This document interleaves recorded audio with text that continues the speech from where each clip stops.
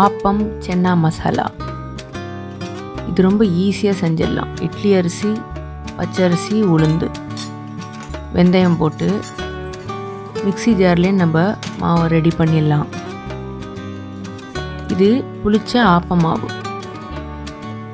இது எப்படி ஊற வச்சு அரைக்கணுன்றத வீடியோட எண்டில் கொடுத்துருக்கேன் பாருங்கள்.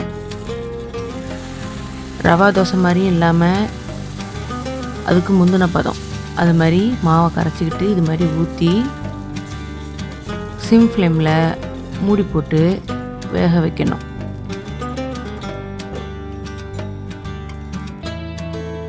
கொஞ்சம் நேரம் கழித்து பார்த்தா அப்படியே ஓரெல்லாம் நல்லா கிளம்பி வரும்.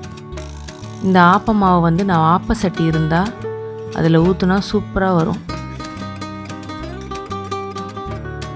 ஹோட்டலில் சாப்பிட்ற ஆப்பம் மாதிரி செம்ம டேஸ்ட்டாக நல்ல ஓரெல்லாம் நல்லா ரோஸ்ட்டாக சூப்பரான ஆப்பம் ரெடி. இட்லி அரிசி, பச்சரிசியை சுத்தம் பண்ணி 4 மணி நேரம் ஊற வச்சுக்கலாம்.